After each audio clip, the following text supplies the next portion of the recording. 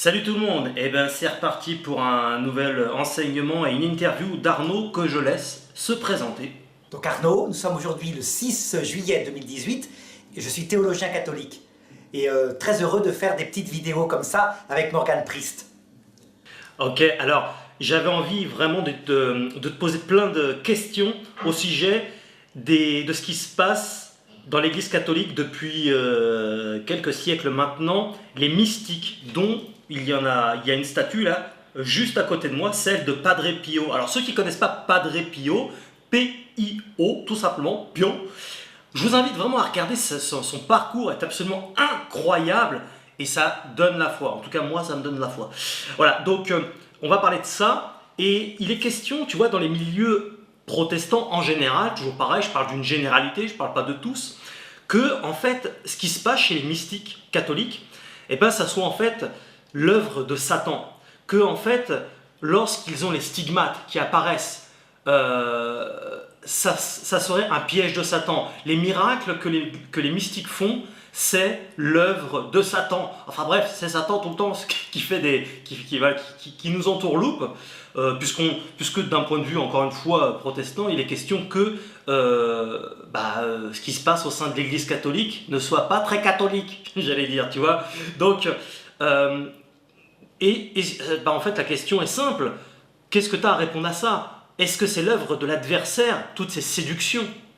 Alors d'abord, que les protestants ont raison de dire que parfois, il peut y avoir des prodiges, c'est-à-dire des choses extraordinaires qui viennent des démons. Ça, c'est textuellement dit dans l'Écriture, ils feront des grands signes, etc. Mais si eux, ils attribuent aux démons tous les signes comme ça catholiques, c'est pour une question à la base de théologie. Ça veut dire que, j'explique très simplement, les protestants disent « nous on se base que sur l'Écriture seule ». Et on est fidèle à l'Écriture seule, les catholiques, eux, ils se basent sur plein d'autres choses, dont des traditions païennes, et donc ils sont tombés sous les griffes du démon. Et en fait, sans s'en rendre compte, les protestants se basent en fait sur la réforme qui a eu lieu au XVIe siècle par un certain Martin Luther. Je vais donner un exemple pour que tu comprennes. Martin Luther, c'est un homme qui pensait, étant catholique à la base, il était moine augustin en Allemagne, il pensait sincèrement que comme il n'arrivait pas à être parfait, il allait aller en enfer. Parce que, je dirais, il n'arrivait pas à changer ses problèmes par rapport aux pensées sexuelles, etc. Résultat, il s'est dit, mais il y a un problème, je ne peux pas vivre dans l'angoisse comme ça. Il a lu l'Écriture, il a vu des passages où il avait marqué 6 ou 7 fois, l'homme est sauvé par sa foi. Par ta foi, tu es sauvé. Il a magnifié ces passages, il a dit, mais ça y est, j'ai la solution, j'ai la foi, donc je ne m'inquiète plus, je suis détruit par le péché originel, donc je suis sauvé. Point. Ouais, mais les démons aussi ont la foi, ils croient également, mais enfin, même bien qu'ils ne soient pas du côté du Christ, évidemment, sinon ils ne se seraient pas damnés, mais c'est facile de reprendre un verset, ou deux, ou trois, ou quatre, comme ça, notamment dans les épîtres aux Romains, et puis de laisser de côté, par exemple, les épîtres de Jacques, au chapitre 2. Tu vois, on ne peut pas prendre ce qu'on veut comme ça, choisir ce qu'on veut. C'est ça qu'il a fait. Donc lui, ça l'a rassuré. Et du coup, regarde la spiritualité protestante qu'on voit dans toutes les églises. Fais du Christ ton sauveur, choisis-le comme ton sauveur, et tu es sûr d'être sauvé. Quel que soit ton comportement, tu es sûr d'être sauvé. Si tu ne crois pas que tu es sauvé, c'est que tu manques de foi. Voilà, en gros, ça se réduit à ça. Mais les catholiques, eux, qui sont des églises fondées par les apôtres, les orthodoxes, la même chose. Ils n'ont pas du tout la même foi. Ils disent ceci. Bien sûr que la foi sauve, mais comme une porte d'entrée. La preuve, c'est que saint Paul le dit. Si vous avez la foi à transporter les montagnes, une foi parfaite, plénière, il dit, plénière, mais que vous n'avez pas la charité, vous n'êtes rien. Et puis saint Jacques, il ajoute, c'est quoi la charité parfaite? Je vais vous dire ce que c'est.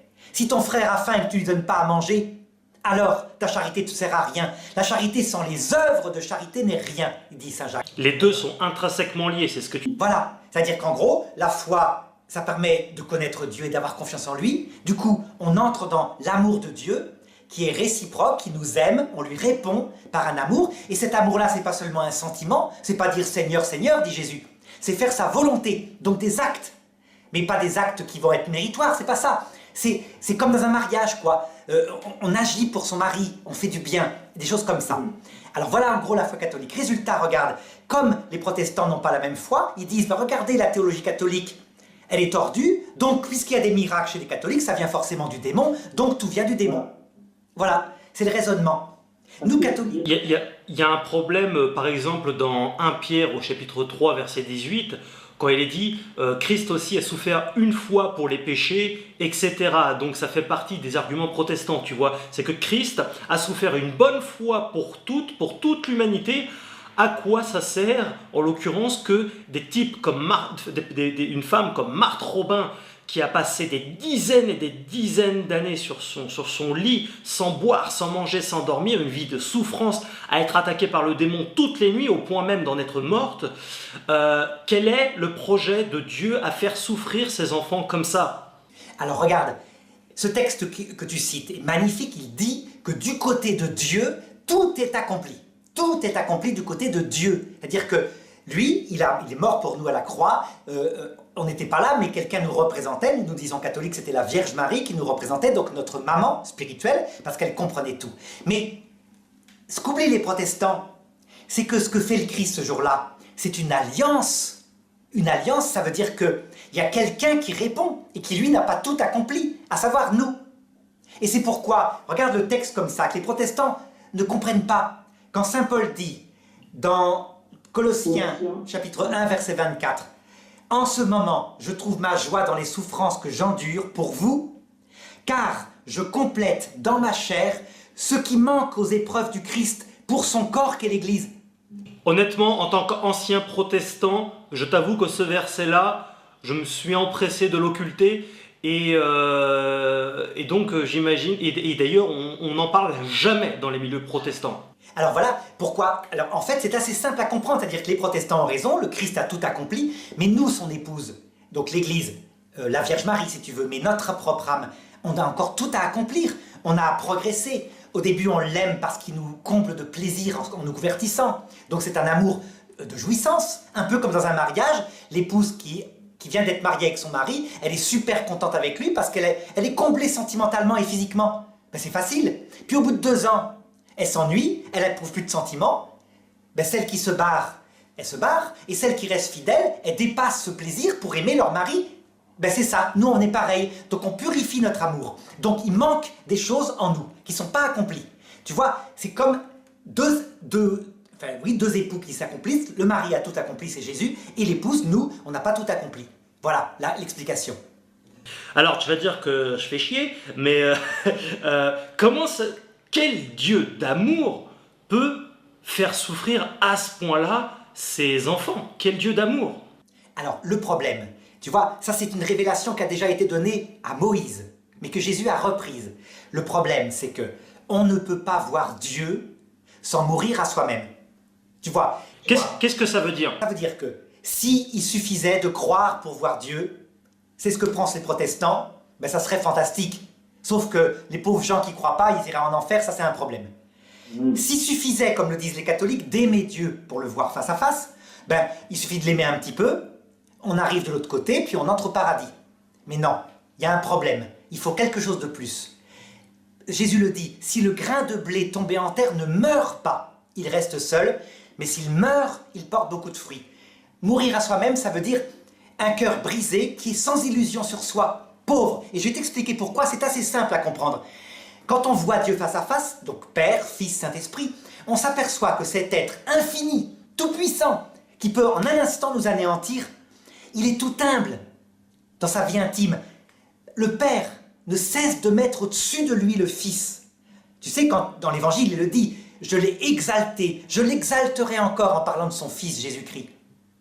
Et le Fils, qui est le Verbe éternel, donc est exactement identique au Père, n'arrête pas de dire du Père, il est plus grand que moi. Mais c'est pas vrai, il n'est pas plus grand que lui, ils sont exactement semblables. Ouais. Et c'est sa parfaite connaissance. Donc qu'est-ce qui se passe? On découvre une infinie humilité en Dieu. On n'a pas de mots pour l'expliquer quand 2 êtres absolument identiques, le Père et le Fils et le Saint-Esprit, n'arrêtent pas de mettre l'autre au-dessus. On appelle ça la kénose. Donc, quand on voit Dieu comme ça, que nous on arrive, tu sais, t'arrives au paradis, tu dis, ben moi, j'ai été fidèle à ma femme, c'est super, donc Seigneur, maintenant je t'ai aimé, j'ai fait ce que j'ai pu, d'accord, mais je veux te voir face à face. Quand on le voit face à face dans cette situation-là, on ne supporte pas, on fuit, on se trouve dégoûtant. Tu vois, Je vais donner un exemple, Morgane. On se connaît d'un seul coup, totalement, réellement, en vérité. Kénose, ça veut dire le dépouillement de soi, en fait. Hein. Voilà, sinon on ne peut pas voir Dieu. Tu vas comprendre. Imagine, Morgane, que tu sois marié et que ta femme, un jour, tout d'un coup, tu te mets à voir son âme et tu te rends compte qu'elle est limpide. Elle ne pense qu'à toi. Elle n'a jamais un égoïsme. C'est pas vrai, hein. Si ta femme écoute cette vidéo, elle sait très bien que c'est pas vrai. Non, mais de toute façon, je suis homosexuel. T'as pas vu les rumeurs sur Internet? Oui, c'est vrai, j'ai appris ça. Mais comme Jésus aussi, parce qu'il était avec le disciple qu'il aimait bien, donc ça va. Mais en tout cas, regarde, si tu voyais ta femme limpide, elle n'a jamais un seul égoïsme. Alors toi, tu es un cochon normal, comme tous les hommes, c'est-à-dire que si elle est riche et qu'elle est belle, c'est quand même mieux pour voir la tripoter, quoi. Oh, bien sûr. Donc, eh ben, Enfin. je t'assure, tu pourrais pas supporter de dormir dans le même lit. Tu dirais, mais c'est pas possible. J'ai des mains impures, je m'en vais, je suis désolé, je vais pas, je connais mes intentions. Donc on peut pas voir Dieu. La seule possibilité pour voir Dieu, dit Jésus, c'est de mourir à soi-même. Ça veut dire un cœur sans illusion sur soi. Et ça peut être donné à des prostituées, hein, tu vois. C'est-à-dire ça ne concerne pas que des chrétiens parfaits. Donc des gens qui disent « Seigneur, jamais je serai digne de toi, jamais. Je sais ce que c'est que le désespoir, jamais. » Et donc à ce moment-là, étant pauvres de cœur, ils peuvent supporter de voir Dieu parce qu'ils sont pauvres, ils sont humbles. Ils n'ont pas d'illusion sur eux. Est-ce que la kénose peut se produire sur Terre? Oui, mais tu remarqueras, pour Jésus lui-même, alors ça c'est quelque chose qui paraît va choquer les protestants, Jésus lui-même l'a apprise dans son humanité. Tu vois, il y a un texte dans l'Épître aux Hébreux qui est frappant, quand l'Épître aux Hébreux dit « Lui, tout fils qu'il était, après de ce qu'il a souffert, l'obéissance. Puis, après avoir été rendu parfait, il est devenu pour nous modèle, etc. » Ça veut dire que Jésus-Christ, avant de passer sur la croix, il n'a pas souffert, il sait ce que c'est que la souffrance théoriquement. Mais c'est pas pareil, une fois qu'il est sur la croix, qu'il connaît le désespoir, son cœur est brisé. Il n'est plus le même. Alors, bon, tu vas comprendre, Morgane. Toute personne qui a connu le désespoir, c'est ce que je veux dire. Hein. Ah ouais, non, mais je comprends bien. Alors, on en revient donc aux 10 faux miracles qu'on retrouve dans l'Église catholique. Quelqu'un comme Marthe Robin ou Padre Pio, comment tu t'y prendrais en fait pour expliquer à quelqu'un qui voit en ces événements-là l'œuvre de Satan que en fait non, ça vient de Dieu. Tous ces mystiques, ce sont des gens qui à un moment donné donnent leur vie entière pour le Christ et qui se mettent comme Saint Paul à souffrir pour aider leurs frères qui eux ne le connaissent pas encore ou encore sont encore en train de se purifier au purgatoire. Alors le démon vient les attaquer, leur dit « mais regarde, soit révolte-toi contre Dieu parce que quand même il t'envoie des souffrances, ou alors regarde comme tu es quelqu'un de bien » et ils résistent à tout. Ça veut dire qu'ils restent humbles. Ce qui n'est pas notre cas. Tu as vu, nous, dès que le démon vient nous dire « regarde, t'es quand même pas mal », on le croit un peu. Eux non, ils restent vraiment humbles. Donc à ce moment-là, ils se mettent à offrir leur vie pour les autres et quand ils sont sans illusion, le Christ, pour manifester que leur âme est avec lui pour travailler au salut des hommes, met dans leur chair des signes qui manifestent aux autres « Regardez celui-ci, effectivement, il fait ma volonté ». Et donc c'est ce qu'on appelle des gens qui sont des saints pour nous catholiques. Et alors souvent, les saints, on croit que c'est des gens merveilleux, tu sais, plein de charisme. Non, c'est des gens modestes, qui savent qu'ils ne valent rien. Donc du coup, quand Jésus leur met des stigmates, mais ils s'en trouvent absolument indignes, ils ne vont pas se vanter de ça, ils savent vraiment quels sont leurs péchés. Donc ça frappe des gens modestes, humbles, sans illusion sur eux. Et c'est pas dangereux quand ça leur arrive, puisqu'ils savent qu'ils sont rien. Tandis que quand ça arrive au début de la conversion, et ça arrive parfois, il y a des gens, ils viennent de se convertir, ils ont les stigmates. C'est très dangereux pour eux, parce qu'ils se disent, j'ai les stigmates déjà, oh, ça veut dire que je suis quand même devant Dieu quelqu'un de bien. Donc il faut faire attention. Jésus, parfois, il donne des charismes qui peuvent faire trébucher.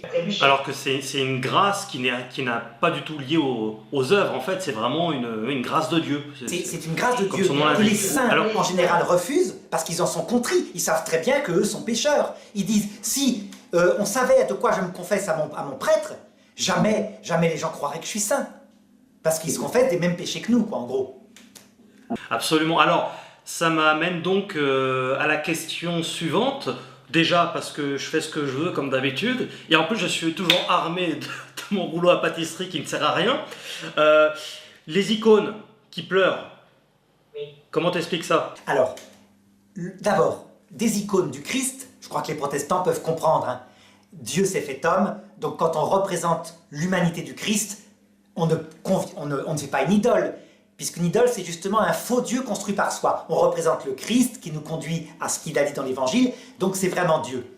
Deuxième commandement, deuxième commandement du décalogue, tu ne feras pas d'icône de ce qui est dans les ciels, sur la terre ou sous la mer, et tu ne te prosterneras pas devant cela. L'Église catholique fait ça.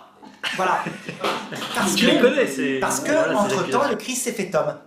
C'est-à-dire que les protestants, en se servant de ces textes-là, qui sont réalisés par Jésus, c'est-à-dire qu'à un moment donné, quand on représente Dieu comme un veau, c'est ce que fait Aaron, il représente Dieu comme un veau. Moïse se met en colère en disant « t'as fait une idole, il l'a détruit ». Mais quand l'Apocalypse représente Jésus-Christ comme un veau, c'est le texte de l'Apocalypse, il apparu sous forme de quatre vivants, un veau, un aigle, un visage humain, etc. Le tétramorphe. Eh bien, à ce moment-là, c'est pas une idole. C'est pour signifier qu'il a des qualités du taureau, ça veut dire une énergie pour se battre pour Dieu, des qualités du lion, etc. C'est plus une idole puisqu'il s'est fait homme. C'est vraiment une représentation donnée par Dieu cette fois. Donc on doit comprendre que ça a changé quelque chose de l'incarnation. Par contre, les protestants pourraient dire, mais pourquoi vous représentez les saints? Ben, tout simplement parce que les saints réalisent la parole de la Genèse. Hommes et femmes, il les fit, à son image, il les fit. Ça veut dire que ceux qui suivent le Christ deviennent aussi image de Dieu le Père. Tu sais, le Christ, à ton avis, dans son humanité, est-ce qu'il est parfaitement image du Père dans son humanité sainte? Dans l'humanité, non, c'est qu'un homme. Ben voilà. Donc il ne peut pas épuiser les qualités du Père, ne serait-ce que parce que, par exemple, il n'a pas des qualités féminines. Donc il y a une femme avec, et la femme c'est l'Église, c'est aussi la Vierge Marie, c'est les saints. Et donc nous on représente les saints, mais évidemment pas pour les adorer, pour les remercier, les prier comme des papas et des mamans du ciel qui nous aident, les honorer si tu veux, mais aussi parce qu'ils sont image de Dieu. Mais eux ne sont pas Dieu. Jésus-Christ seul est Dieu. D'ailleurs, tiens, puisqu'on parle de l'humanité du Christ, je vais faire une petite parenthèse parce que ce que je veux, toujours les mêmes arguments.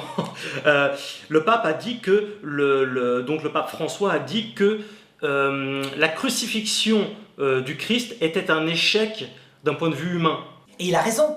C'est un échec du point de vue humain qu'il a transformé en la victoire absolument éternelle. Et les Romains l'ont dit, mais ce type-là, il est mort crucifié. Puis le corps, il a dû être enlevé par les disciples, il n'y a pas de preuve. Il n'a qu'à apparaître. Ben, c'est un échec au point de vue humain. En 300 ans, a conquis l'Empire romain est devenu une victoire au point de vue divin. La parole du pape, c'est la même que saint Paul. Donc il est mort comme un esclave, etc. Et Dieu l'a transfiguré, etc. Ça veut dire simplement ça, hein, c'est pas plus que ça. Ça a fait un tollé au sujet des protestants. Là, on a vu peut-être des centaines, voire peut-être même plus de vidéos. Abomination, le pape, blablabla. La preuve que tu sais que c'est la Babylone d'Apocalypse 17. Combien de fois j'ai entendu ces choses-là? Alors, pour revenir aux icônes, donc, tu veux dire que c'est qu'un support, l'icône en soi? L'icône en soi n'est qu'un support, un peu comme la photographie de tes enfants que tu aurais dans ton portefeuille. Tu es dans les tranchées de 14, nous on est sur Terre. À un moment donné, tu es tout seul, les obus tombent autour de toi, tu fais un bisou à l'image de tes enfants ou de ta femme. Tu ne l'adores pas, c'est un support, tu embrasses en fait ta femme, la réalité de ta femme. On n'est pas comme au néolithique où on croit que cet objet, etc. C'est pas ça, c'est un support. D'autant qu'il n'est pas question à aucun moment de diviniser une statue ou un saint. Non. Donc quand on honore une statue, en fait, il faut bien comprendre qu'on honore le saint qui est dessous, et en plus on n'adore pas les saints, on les honore comme père et mère, parce que tu honoreras ton père et ta mère.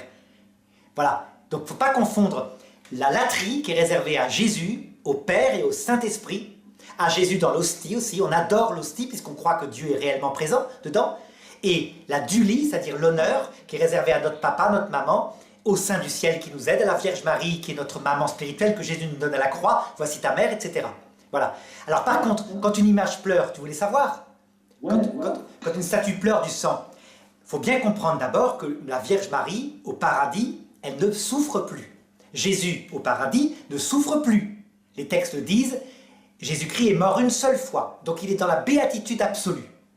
Seulement, quand il veut nous expliquer les choses, pour qu'on comprenne à quel point nos péchés lui déplaisent, eh bien, il prend un langage humain, tout simplement. Si par exemple, il apparaissait dans la béatitude absolue devant un type en train de violer une femme, Il est bien heureux, il est paisible, parce qu'il est comme ça, Jésus-Christ, il est dans la béatitude absolue. On ne comprendrait pas, on dirait, mais c'est quoi cette indifférence? Donc il apparaît en pleurant.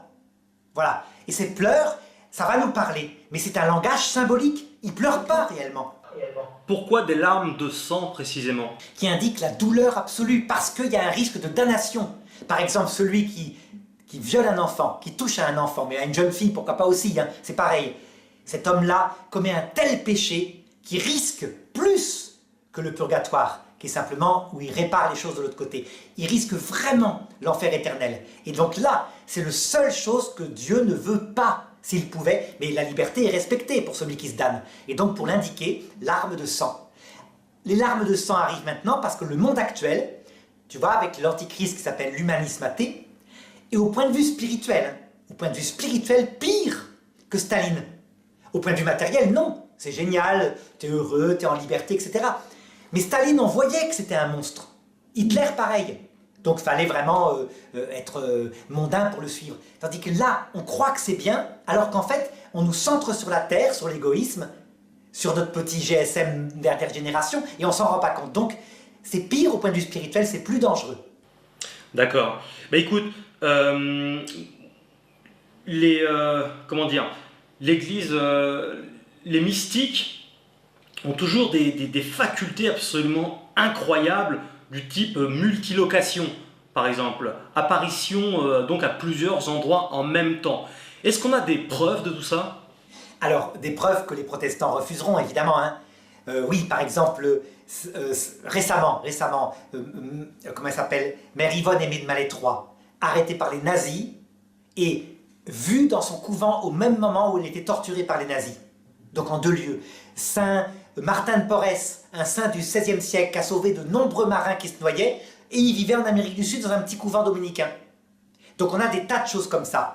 Simplement, comme toujours, les miracles au sens fort, les choses comme ça, tu remarqueras, sont discrets. Parce que Dieu veut sur terre qu'il n'y ait pas de preuves. Les preuves arriveront à l'heure de la mort. Donc, de même chez les protestants, il y a des guérisons dans des prières charismatiques, et c'est toujours discret. Toujours discret. Ça veut dire que, est-ce qu'il y a des preuves, etc. Alors, les seuls miracles absolus que les protestants critiquent, c'est les miracles de Lourdes. Là, pour le coup, l'Église a mis des médecins, des enquêtes scientifiques, les radios avant et après. Il y en a certains, comme Jeanne Frétel, hein, qui est sur Internet, où on voit bien, ça ne peut pas venir du démon.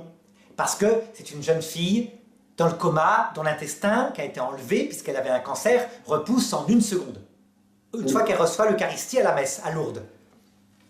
Comment ça se fait qu'il y a une grande partie des mystiques, pour pas dire tous, qui sont mis sur la touche par l'Église catholique? Au début, parce que l'Église catholique se méfie de tout ça.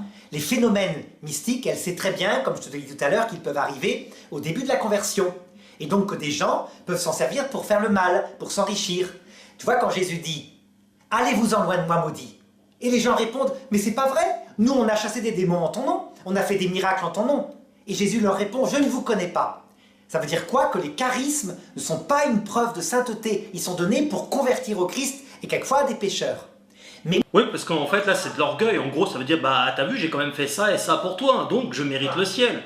Mais quand ça arrive à la 7e demeure, c'est-à-dire pour des gens pauvres, humbles de cœur, qui ont tout souffert, ils sont sans illusion sur eux, là, l'Église va regarder. Elle se méfie de ces charismes-là quand même, mais elle regarde leur vie complète, leur enseignement. D'abord, est-ce que leur enseignement était catholique? Est-ce qu'ils ont porté des fruits spirituels?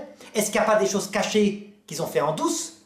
Et à ce moment-là, elle demande en plus un miracle de Dieu après la mort, quand on prie cette personne-là, pour être sûr que Dieu le veut. Parce qu'il y a des gens qu'on croit saints, par exemple le Père Maciel dans l'Église catholique, il a fondé un ordre religieux, le pape Jean-Paul II était persuadé que c'était un saint, il y avait des dénonciations horribles qui arrivaient au Vatican, comme quoi il vendait de la drogue, etc. Le pape Jean-Paul II n'y a jamais cru, et après sa mort, le pape Benoît XVI a découvert que c'était vrai. C'était un pédophile, vendeur de drogue. Donc ce gars-là a été chassé de l'Église, il est mort après, et son ordre religieux qu'il avait fondé a été sauvé. Parce que c'était pas de sa faute à l'ordre religieux. Hein. Mais tu vois, donc l'Église se méfie, avec raison. L'expérience le montre. Hein. Est-ce que tu peux nous parler de celui qu'on appelle l'ange de l'Apocalypse, qui moi personnellement m'a assez marqué, qui est donc l'un des plus grands mystiques de l'Église catholique, Saint Vincent? Ferrier. En fait, c'est pas un mystique, c'est un plus grand charismatique.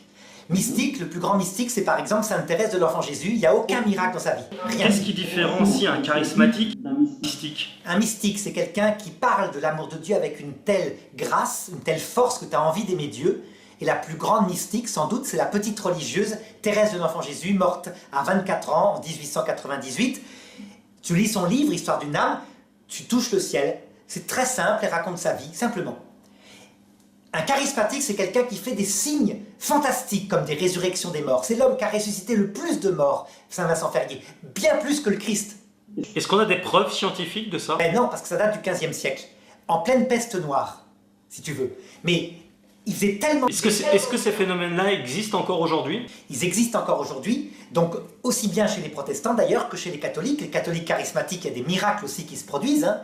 Des miracles durables. Par contre, ce que je voudrais signaler par rapport à ça, et ça les protestants devraient y réfléchir, quand il y a une assemblée, qu'elle soit protestante ou catholique, où le pasteur est un peu vaniteux, tu sais, il veut forcer les charismes à venir en disant « guérissez, si vous avez la foi, vous guérissez ». Il y a souvent des guérisons, et tu remarqueras que le lendemain, les gens retombent malades. Alors que quand c'est un pasteur ou un prêtre humble, modeste, qui met Jésus en avant, qui vraiment essaye d'écouter sa parole et de ne pas la forcer, souvent il y a des guérisons, mais cette fois elles sont durables. Ça veut dire que dans les assemblées charismatiques, parfois le démon peut guérir et donner des apparences de guérison. Chez les catholiques comme chez les protestants, tout dépend de la foi, de l'humilité du pasteur et du prêtre. Bon, alors, pour reprendre les faits, Saint Vincent Ferrier, lui, alors 15e siècle, des miracles fantastiques en pleine peste noire, comme par exemple, un jour, tu vas voir comme c'est fort, hein, il prêche dans un village du côté de la Bretagne, il prêche en espagnol, les gens le comprennent en breton, c'est ça, il a le charisme des langues, et il commence à annoncer la fin du monde est pour maintenant, pour notre génération. Il y a à côté de lui le nonce apostolique du pape d'Avignon qui lui dit « Père, vous ne pouvez plus dire ça, l'Église a interdit de donner des dates. » « Ah, vous ne me croyez pas? Regardez, dit-il à la foule, il ne me croit pas. Eh bien, demandons à Dieu une preuve. Allons au cimetière. Trouvez-moi celui que vous voulez, qui est mort il y a 10 ans, 15 ans, comme vous voulez, on va ouvrir un cercueil. » Donc on choisit une femme, on ouvre son cercueil, il fait un signe de croix, la femme est momifiée, elle se lève, elle était ressuscitée. Il lui demande « Est-ce que la fin du monde est bien pour notre époque ?» La femme répond « Oui, Père, elle est pour notre époque. » « Est-ce que tu veux rester avec nous ou est-ce que tu veux retourner avec le Christ ?»« Je veux retourner avec le Christ. » Et elle remeurt. Alors on pourrait dire, mais il a animé avec le démon quelqu'un. Puis après, le cercueil est fermé, et tu remarqueras que la fin du monde n'est pas arrivée à sa période. Donc on pourrait se dire, ben, c'était un menteur. Eh bien l'Église, devant la multitude des miracles, a canonisé comme l'ange de l'Apocalypse qui annonce plus de délai. Plus de délai. Comme le Christ l'avait annoncé. Comme le Christ l'avait annoncé. Alors, comment ça s'est réalisé? Ben, c'est toujours pareil. Comme tu dis, le Christ l'avait annoncé. Ça veut dire qu'en fait, tous ces gens sont morts dans les 50 ans, ce qui est normal à une génération, on finit tous par mourir, et donc ils ont vu le retour du Christ. Ce qui veut dire que tu peux annoncer la fin du monde à chaque génération, comme le Christ l'a fait. Et c'est là que l'Église catholique a commencé à comprendre qu'en fait, quand quelqu'un annonçait la fin du monde, il fallait comprendre que c'était vrai, mais pas forcément la fin des fins. C'est extraordinaire, c'est tellement fascinant. Lourdes, parlons-en 2 minutes de Lourdes. Pourquoi aller sur un lieu avec une grotte spécifiquement pour recevoir une guérison? Dieu n'est-il pas partout, dirait un protestant? Il est partout. Les protestants ont raison, absolument raison. Mais Dieu qui veut parler... Alors pourquoi aller à Lourdes? Hein, il est partout, ça veut dire qu'en fait... Oui, mais pourquoi aller à Lourdes alors? Ben voilà, parce que Dieu, qui veut s'adresser à tous les hommes, y compris à ceux qui ont besoin de petits signes sensibles, avec, tu vois, un peu comme une tombe. Quand quelqu'un a perdu un enfant, il aime avoir une tombe, l'enfant n'est pas dans la tombe. Ce qui est dans la tombe, c'est son écorce. N'empêche qu'eux, ils ont besoin de signes comme ça pour pouvoir penser à l'âme de leur enfant qui est au ciel. Ben Dieu qui comprend maintenant, parce qu'il s'est fait homme, qui comprend cette façon de vivre des braves gens, il leur donne des signes sensibles avec des lieux pour qu'ils puissent rejoindre par la Vierge Marie le Christ. Mais c'est un peu le même principe que les icônes finalement, où c'est vraiment un repère en fait et une aide à la prière et au recueillement, etc. Voilà, rien de plus. Et donc quand les protestants disent on n'en a pas besoin, ils ont bien raison. Seulement le problème, c'est qu'en se privant de tout ça, ben, ils se privent de, je dirais, ces choses naturelles, humaines. Les témoins de Jéhovah, par exemple, qui vont jusqu'à rejeter l'anniversaire des enfants. Comme si c'était païen. Mais bon sang, c'est simplement humain, fêter l'anniversaire d'un enfant pour l'honorer ce jour-là. Donc il n'y a pas besoin. Donc tout ce qui est humain et qui est bien, l'Église catholique l'assume. Elle l'assume vraiment profondément et elle s'en sert pour mener les gens vers Dieu. Et la Vierge Marie apparemment fait pareil. C'est une maman, donc elle comprend. Alors résultat, elle donne un lieu, les protestants vont dire « mais ça ressemble au sanctuaire des païens ». Oui, ça ressemble au sanctuaire des païens, sauf qu'ils sont devenus chrétiens. Ils sont plus païens. On peut dire que la grotte de Lourdes est un sacramental? Absolument. Ça veut dire un signe sensible qui, pour ces gens simples, va les emmener à mieux toucher l'Esprit Saint. De même, par exemple, il y a des gens qui ne savent pas prier. Ben, on leur propose de mettre une petite bougie qui va prier à leur place. Ça paraît ridicule.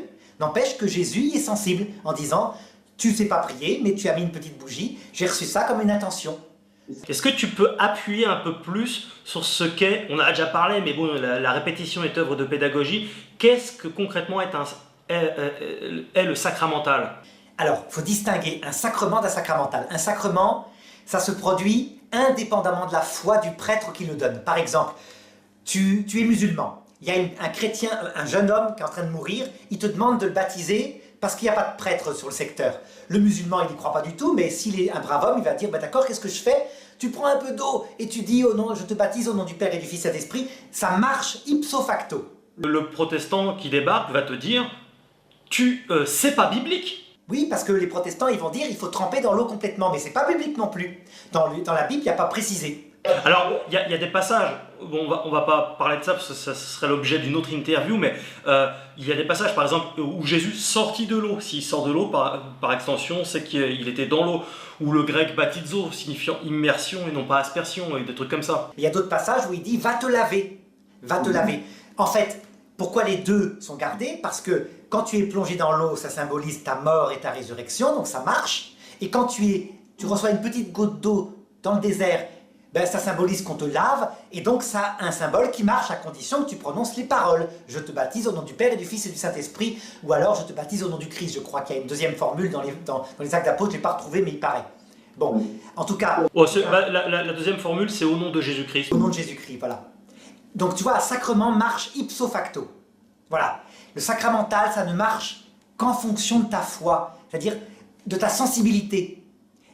Donc par exemple, je te donne un petit truc, tu aimes beaucoup, mettons, tu aimes beaucoup dans ta prière prier Sainte Thérèse de l'Enfant Jésus, qui est partie au ciel pour nous catholiques.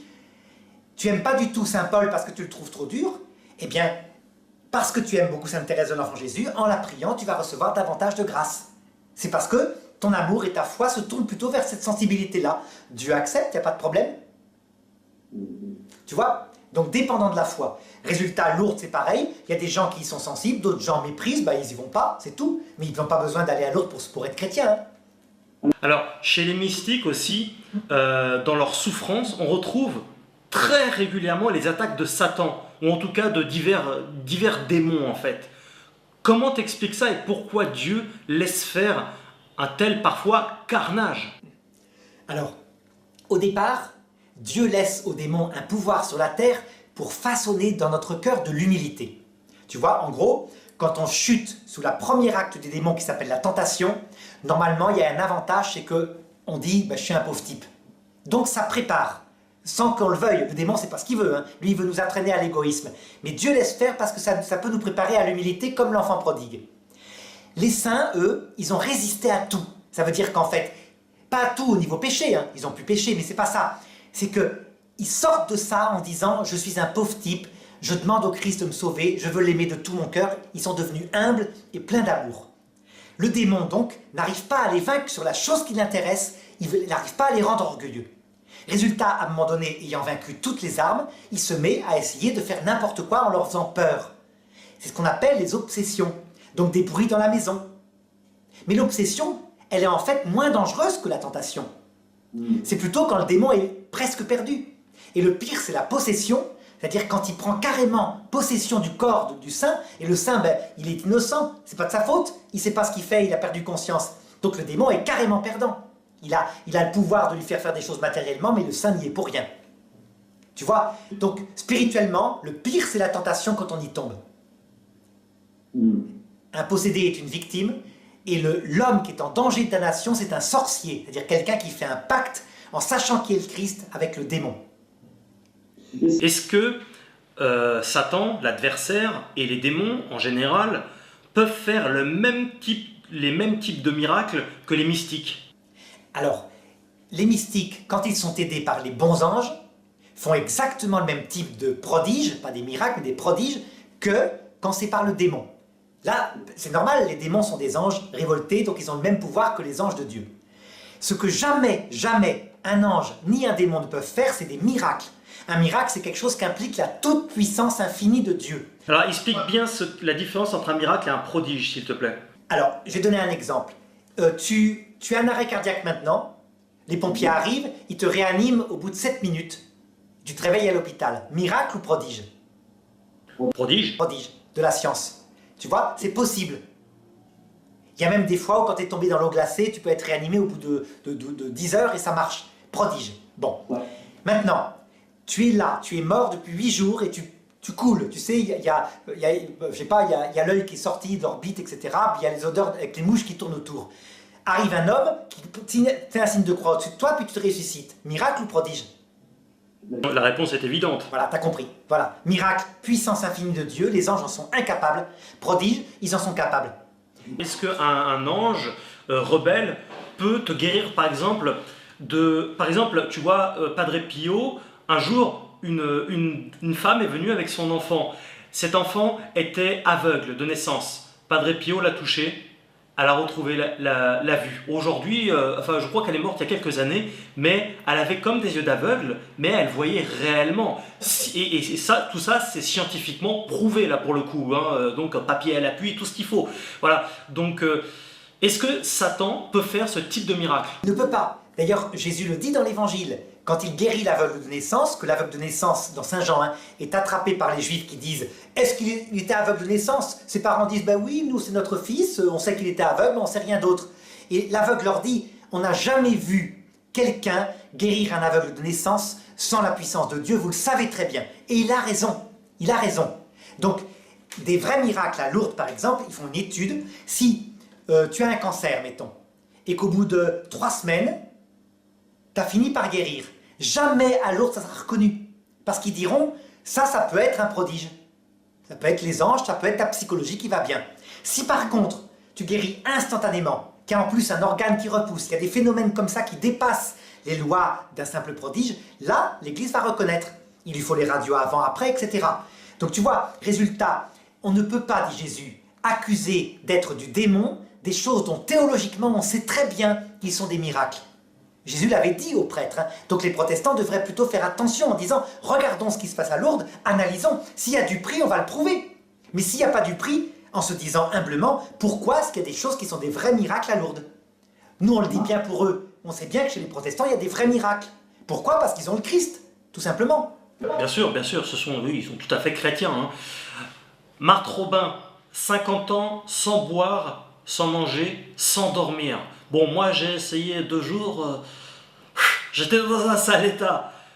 Comment t'expliques ça? Ça c'est typiquement, alors dis-moi, prodige ou miracle à ton avis? Alors je dirais que c'est un miracle, parce que biologiquement, ça défie l'entendement. Puisqu'on est fait pour vivre, on ne peut pas vivre plus de 3 jours, je crois, ne serait-ce que sans boire. Alors sans dormir, sans manger, sans boire, sans compter aussi les attaques du démon chaque nuit, dans son état paraplégique, c'était catastrophique. Oui. Donc je dirais que c'est un miracle. C'est un miracle. C'est un miracle parce que c'est une simple loi de la physique, un corps perd de l'énergie. Donc on sait très bien que tu brûles, pour être 37 degrés, tu brûles un certain nombre de joules, donc maximum, sans manger, disons 40 jours, 50 jours, un truc comme ça, sans boire quelques jours. Elle est restée 40 ans comme ça, donc c'est un miracle vivant. Seulement, tu as remarqué, elle l'a fait vérifier, ça n'a été vérifié que 8 jours. Sauf que ceux qui étaient là ont reconnu que jamais elle apportait de nourriture, rien. C'était manifeste. Justement, c'est la question que je voulais te poser, c'est est-ce qu'on a des preuves scientifiques de ça? La seule façon d'avoir des preuves scientifiques, ça serait de l'enfermer dans une pièce sous surveillance médicale pendant 40 jours. sans boire, sans manger. Ça a été fait pas pour Marthe Robin, mais ça a été fait pour quelqu'un d'autre qui s'appelle, je ne sais plus qui, mais quelqu'un d'autre ça a été fait. Un autre saint mystique catholique. Et là vraiment, bon, c'était factuel là, pour le coup. Toutes les époques ont leur mystique, tu dirais? Toutes les époques, mais simplement, les plus grands mystiques n'ont même pas de charisme. Je te l'ai dit, la plus grande mystique, c'est Sainte Thérèse de l'Enfant Jésus. Elle n'a jamais rien fait comme ça, sauf après sa mort évidemment. Et les mystiques qui ont des signes extraordinaires, souvent sont des moins grands mystiques qu'elle. Parce que la mystique, c'est l'amour et l'humilité. Profondément, voilà.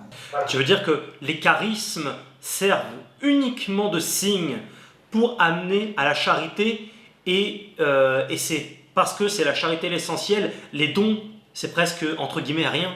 Voilà. En fait, Dieu, par les dons extraordinaires qu'il donne à ses mystiques, manifeste leur sainteté, mais c'est en vue de l'apostolat. Saint Padre Pio, il aurait bien voulu se passer des stigmates. Il n'aimait pas ça du tout. Tu vois, mais Dieu qui veut amener des gens à la foi, donc il leur donne quand même des signes, il permet ça. L'Église, elle s'en méfie beaucoup. Padre Pio a été accusé de falsification pendant des années. Il y a eu des choses abominables qui lui ont été faites. Il paraît qu'on a même mis des micros dans son confessionnal parce qu'on pensait qu'il couchait avec une femme. Donc, c'est pour te montrer la suspicion qu'il a vécue. Voilà. Donc tu vois. Ok. J'aimerais clôturer là-dessus. Tu as parlé de charité. Et je voudrais qu'on finisse, finalement, c'est pas tout à fait lié précisément au mystique, mais ça clôturerait bien la charité. Qu'est-ce que c'est la charité? Ah oui, alors la charité, ce n'est pas le fait de donner des aumônes, hein. C'est beaucoup plus profond, c'est une vertu théologale qui consiste à aimer Dieu comme un ami intime. Pas aimer Dieu comme le font les musulmans, hein, comme un maître, mais comme un ami intime dans un cœur à cœur réciproque, qui implique une vie spirituelle mystique. C'est une vie nouvelle, hein. C'est vraiment extraordinaire. Avec un C'est ce que dit le Christ, hein. Vous êtes mes amis. Voilà. Donc une amitié, ça ressemble, dit saint Paul, à un mariage d'amour pour les plus grands mystiques. Et en conséquence, à aimer les enfants du Christ qui sont nos frères. Donc tu vois, ça fonctionne, dit saint Paul, comme un mariage parce qu'il y a des enfants qu'on emmène vers le paradis, des enfants spirituels. Voilà ce que c'est que la charité. Donc tu vois, un des fruits de la charité, qu'a donné le mot charité, c'est évidemment l'aumône. Mais cette aumône-là, c'est une conséquence parmi des milliers d'autres. Merci beaucoup Arnaud d'avoir répondu à toutes mes questions. C'était toujours très enrichissant et je suis sûr que notre audience va encore adorer ça. Pensez à vous abonner à nos chaînes respectives, Arnaud Dumouche, Morgan Priest, et on vous dit à très bientôt pour une nouvelle interview.